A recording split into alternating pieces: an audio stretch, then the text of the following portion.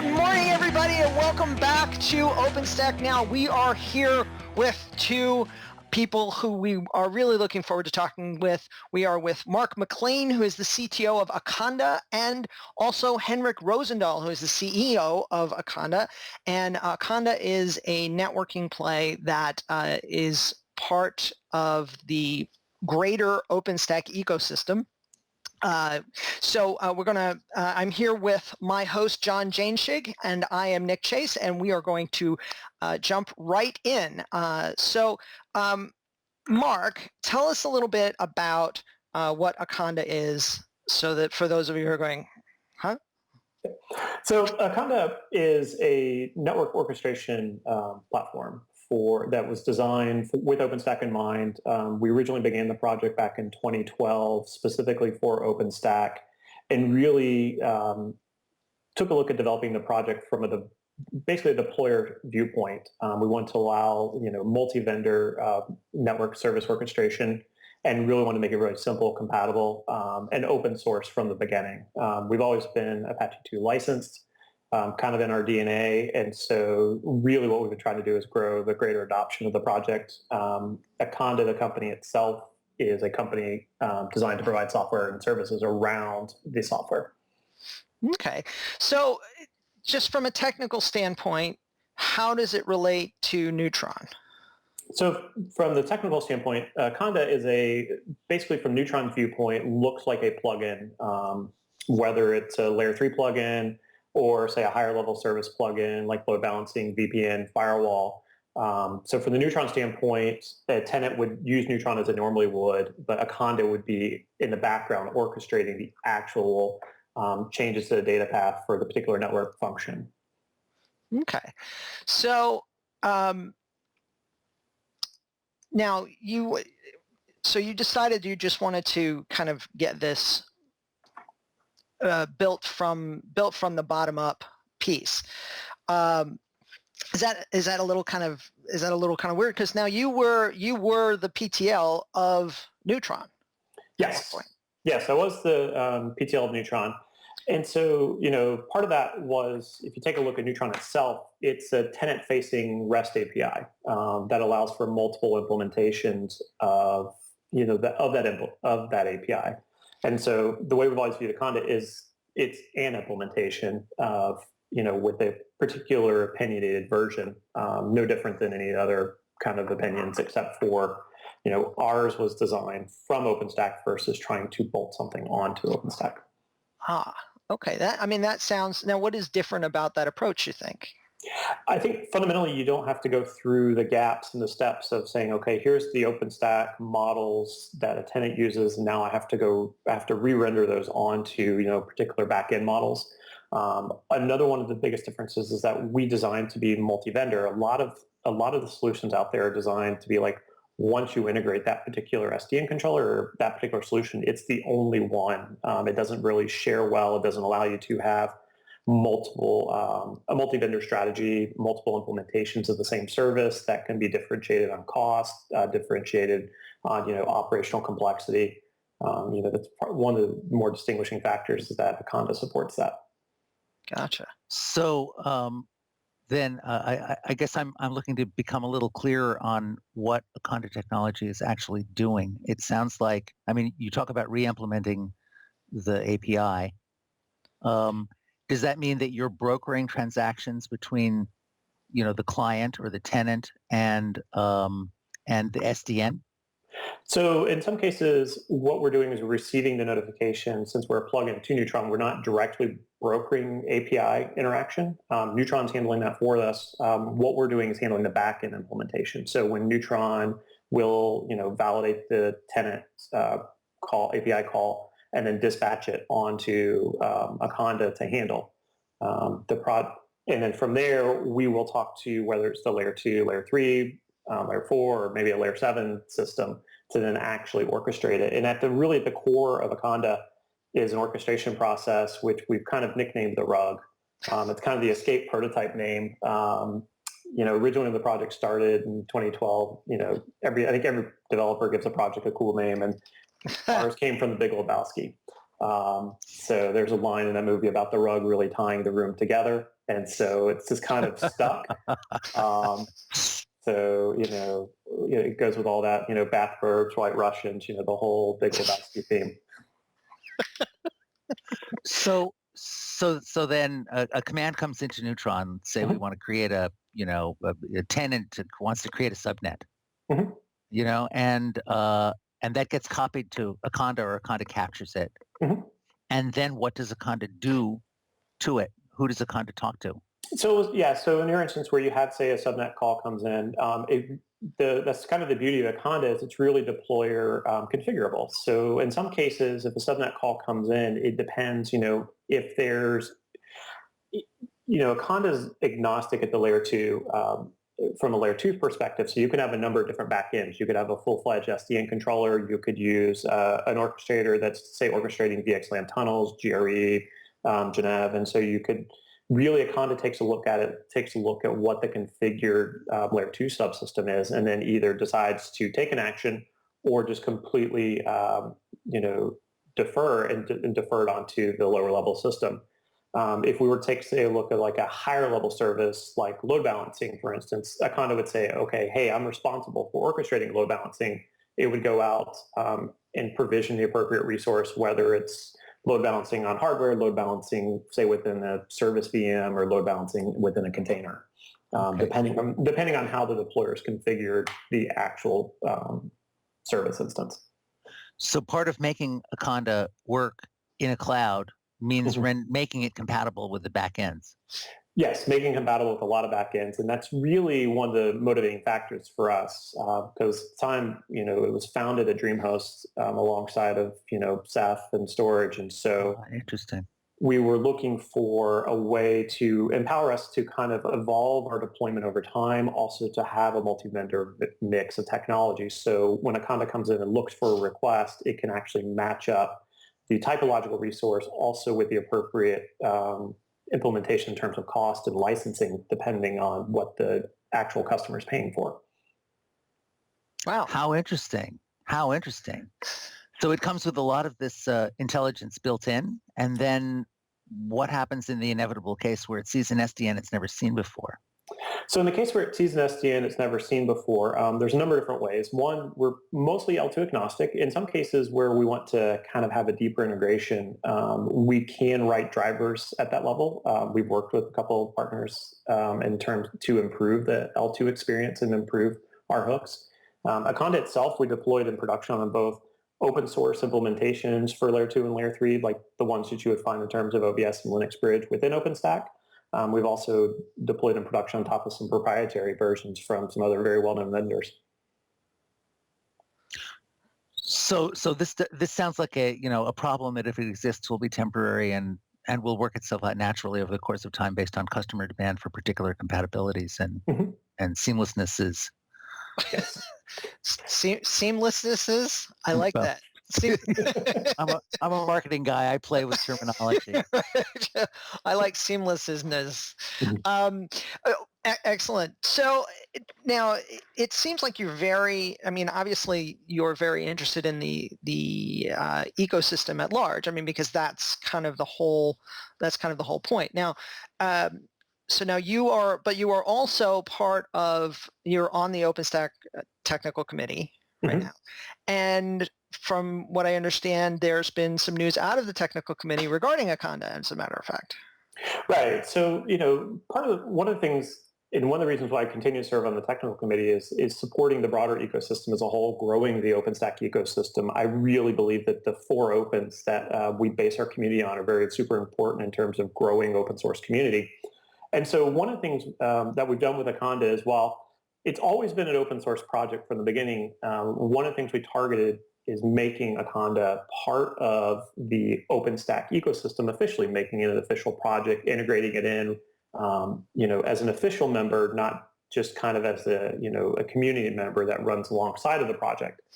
So within that, the company itself we're basically we work with the technical committee to contribute the project to under OpenStack governance, to be managed just like any other OpenStack project. And also along with that, we thought it was appropriate to pick a name that while we as Akanda as a company provide services and support, we didn't want the name of the project to kind of deter people from other companies who wanted to contribute. And so what we've done is contributed to the project and also renamed it to Project Astara. And so you have that distinct separation between the open source project Astara and the company Akanda. The Astara project, there's no hidden code that we're holding back. It's all the same code that we've had, the same code that we support in production. Because fundamentally, we believe in an open source community. You've got to put everything out there. Open core just doesn't really work. It's the way to build trust. It's the way to build community. And generally, what we found is that companies are willing to pay for support.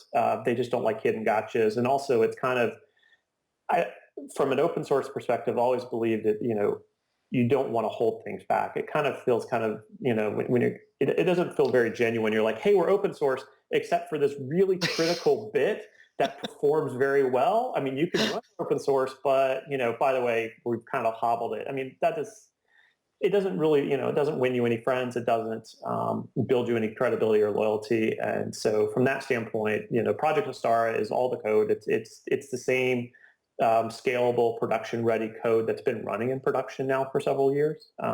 So there's nothing we pulled back. So we're super excited from that standpoint. Over the summer, we've seen an increase in terms of people joining our IRC channel, asking questions, installing the project on their own. So from that side, we're really excited. We're hoping, the Astara name change further lets everybody know that we're really serious about running this as an independent, community-driven project. Excellent. What are the names from? So Akanda is Sanskrit, which means oneness in the whole. And so within that, we wanted to make sure that we kind of kept kind of the Sanskrit theme. So Astara basically is earlier I kind of touched on, the original name of the orchestrator was called The Rug from the Big Lebowski. Right. So Astara loosely translates into carpet. See, now I feel better because I was going to ask you why you didn't just call it Rug. Yeah. Well, apparently you did. Yes. So we still wanted to tie the room together, and so we have our and kept everything the same. That Astara really ties the room together nicely. I love it. Yeah. I absolutely love it. That was going to be my next question, by the way. Why didn't you just call it The Rug? Excellent. So now, what do you think is let me back up for 1 second. So just for those who are, who may be looking going, this is good. This is what we need in OpenStack, something that really works and does all that. Let me just point out here, all you Neutron haters, this wouldn't work without Neutron, right? Correct. I mean, this is not a replacement for Neutron. It needs Neutron's APIs.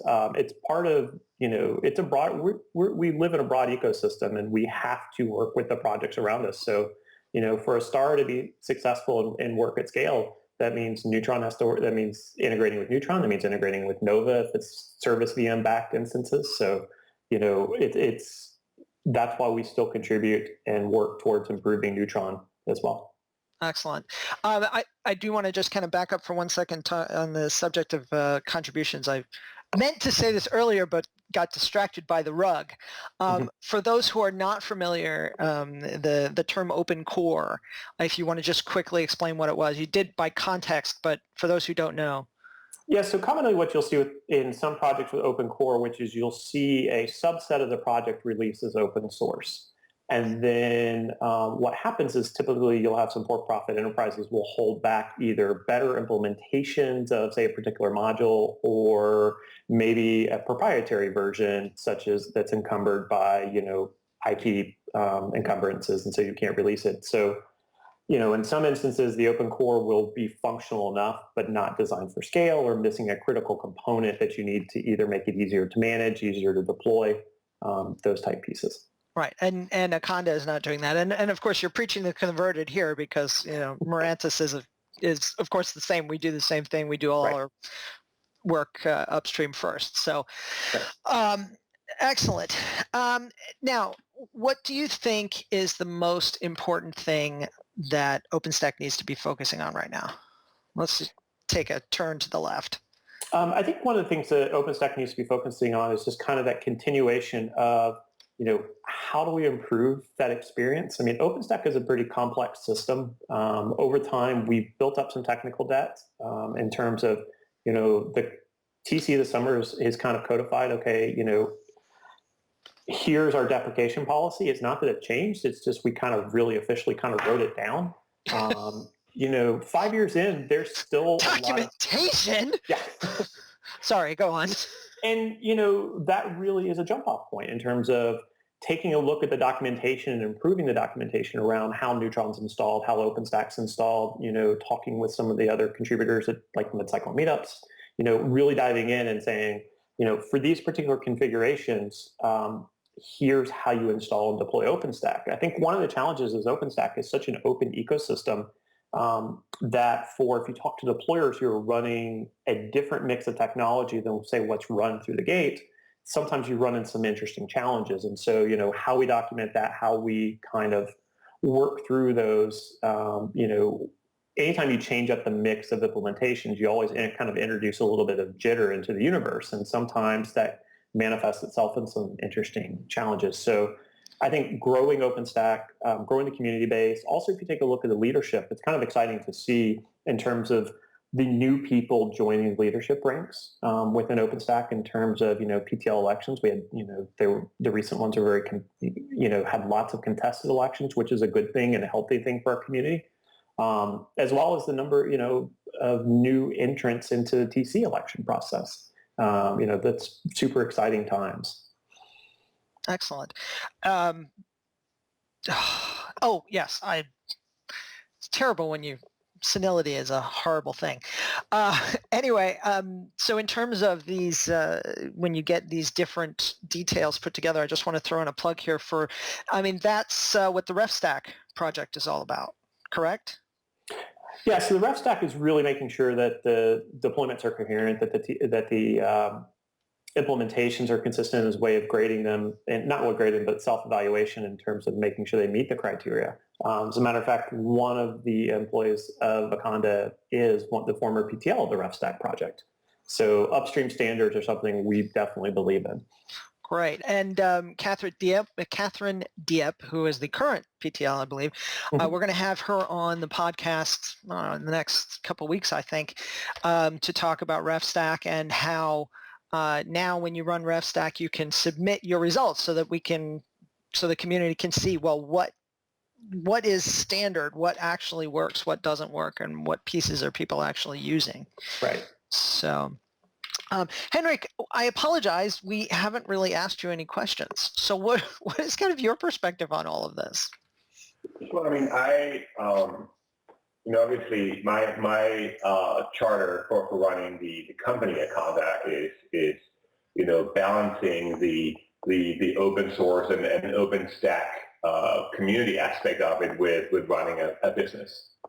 Right. And so, as I'm out and fundraising with Mark and on Sand Hill Road, the prevalent question you get all the time is, hey, but how are you actually going to make any money? This is all free and good.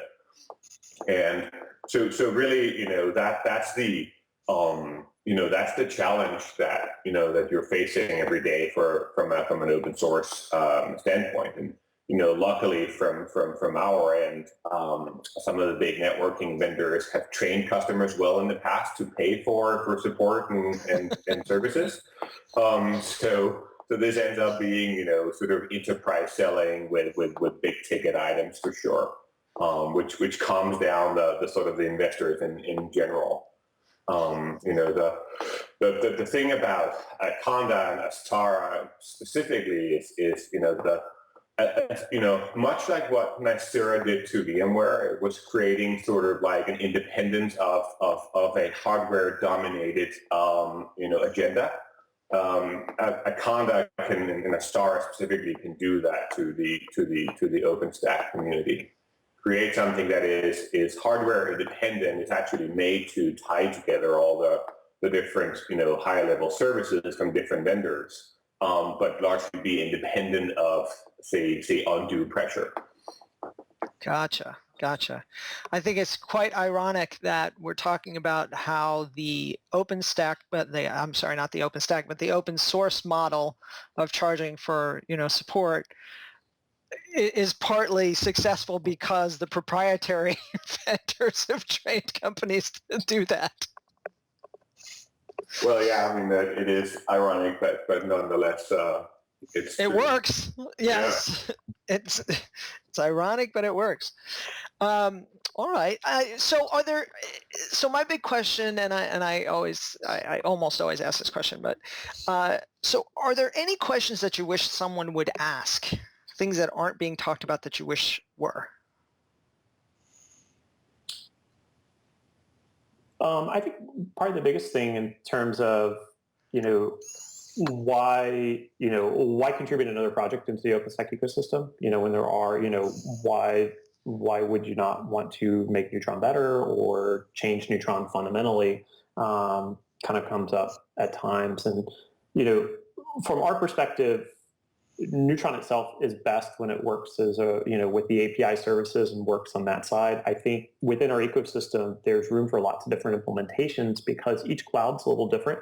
From ours, we shine very strongly. You want a multi-vendor. You want Astara, supports multi-vendor orchestration, which is a little bit different, and it allows you to, within the little sub-projects, be very opinionated on certain things. The beauty of our community is that consensus is good for the big picture items, but choice is also good on the other side in terms of sharing ideas, also the ability to implement, the ability to experiment and share and have that opportunity to kind of put all the different Lego bricks together, but also be opinionated in how they fit together to really service the end user and deployer, because fundamentally, I think every OpenStack cloud is a little bit different, and having that framework to deploy and it can really tailor it in and really dial that OpenStack. And so ultimately, you can deliver, the applications which are running on top of the cloud.